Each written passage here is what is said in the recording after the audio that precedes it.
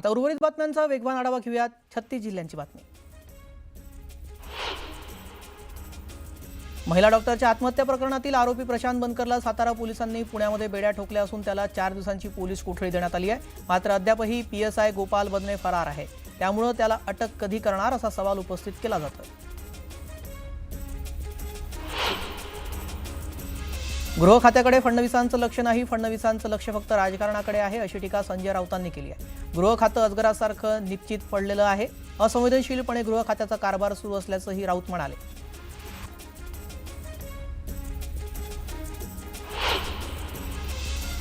राज्यामध्ये महिला सुरक्षा वाऱ्यावर आहे. पोलीस आणि कायद्याची भीती राहिलेली नाही. पोलीस खातं विरोधकांवर लक्ष ठेवण्यासाठी ठेवलंय असा हल्लाबोल खासदार संजय राऊतांनी केलाय. पोलिसांचा गैरवापर सुरू असल्यानं फलटण आणि मुंबईसारख्या दुर्घटना सतत घडत राहतील असंही राऊत म्हणाले. आता एक सविस्तर बातमी पाहूयात. ब्रेकिंग बातमी समोर येते. फलटण उपजिल्हा रुग्णालयामध्ये आरोग्य विभागाचं आणि पोलिसांचं पथक हे पोहोचलेलं आहे. चौकशी केली जाते आहे.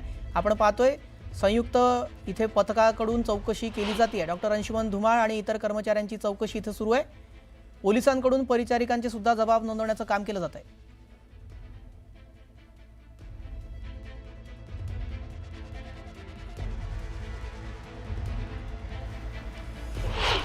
आपल्यासोबत सातारा जिल्ह्याचे जिल्हा शल्यचिकित्सक डॉक्टर युवराज करपे सर आहेत. त्यांच्याकडून या संदर्भातली माहिती घ्या. हे प्रकरण झाल्यानंतर तुम्ही तात्काळ आता या ठिकाणी भेट दिलेली आहे. या चौकशी प्रकरणामध्ये तुम्हाला नेमकं काय आढळून आलं?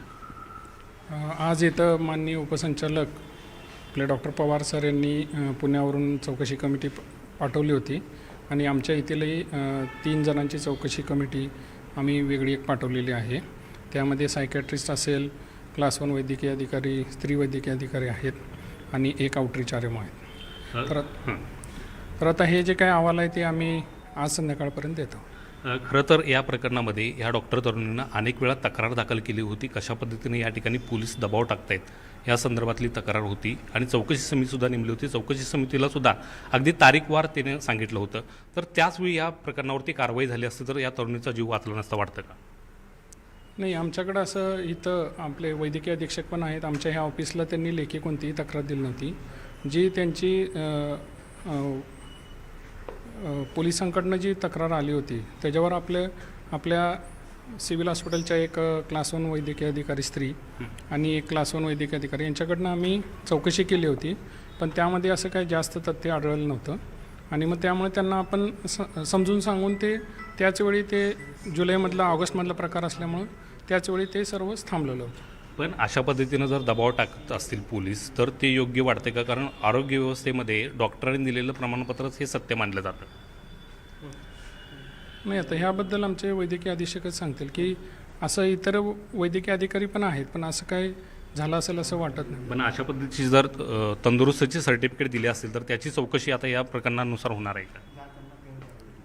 सगळे रेकॉर्ड्सवर आहेत, त्याची चौकशी पण होऊ शकते. पण डॉक्टर धुमाळ या ठिकाणचे वैद्यकीय अधीक्षक होते, त्यांनी या प्रकरणामध्ये दुर्लक्ष केलं असं वाटतं काय? आता तुम्ही प्राथमिक चौकशी करता, त्या चौकशीत काय आढळून येते? नाही, खरं तर डॉक्टर धुमाळ हे खूपच संवेदनशील आहेत आणि त्यांनी पहिल्यापासून सर्व वैद्यकीय अधिकारी असतील सगळ्यांनाच मदत केलेली आहे. म्हणजे असं कुठेही त्यांना कधीही वाऱ्यावर सोडलेलं नाही.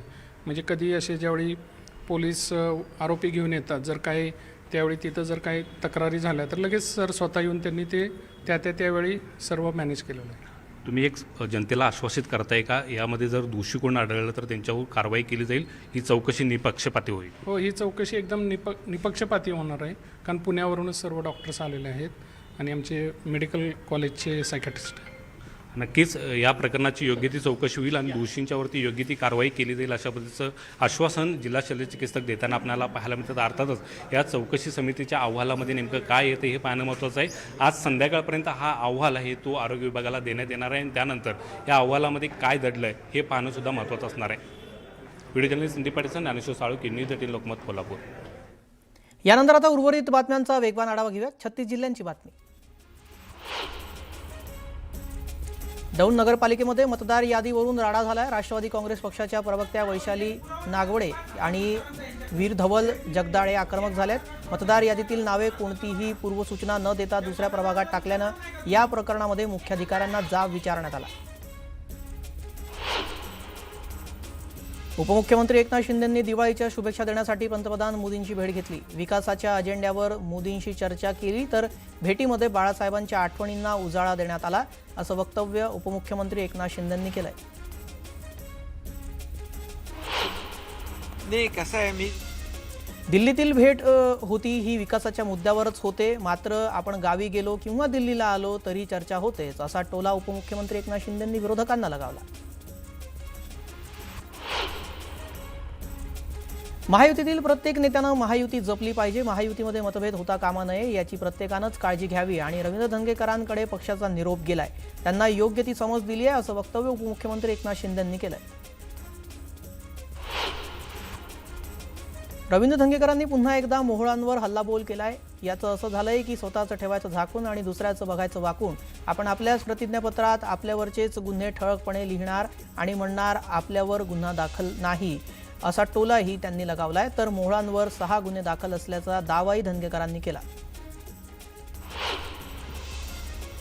रवींद्र धंगेकरांनी भाजपवर आरोप केलाय. विकृती वाढत चाललेली आहे आणि भाजपमध्ये दारुड्यांची संख्या ही वाढती आहे, असा हल्लाबोल त्यांनी केलाय. तर आपली कितीही बदनामी करायची तेवढी करा, अजून केली तरी हरकत नाही, पण जैन मंदिर वाचलंच पाहिजे, असं विधान त्यांनी केलं.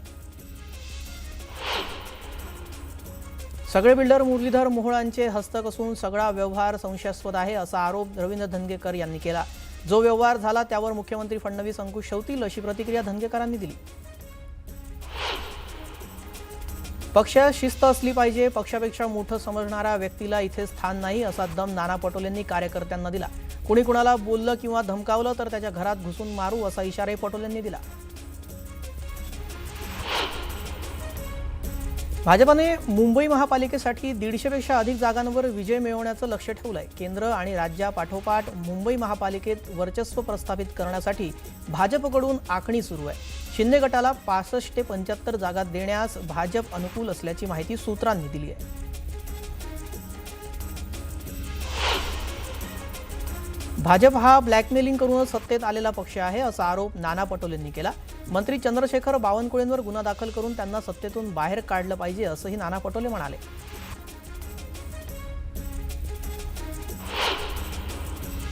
आगामी पालिका निवडणुकांच्या पार्श्वभूमीवर भंडाऱ्यामध्ये काँग्रेसच्या कार्यकर्त्या मेळाव्याचं आयोजन करण्यात आलंय. या मेळाव्यामध्ये नाना पटोलेंच्या उपस्थितीमध्ये भाजपा राष्ट्रवादीच्या कार्यकर्त्यांच्या प्रवेशानं काँग्रेसची ताकद वाढेल, असा दावा पटोलेंनी केला.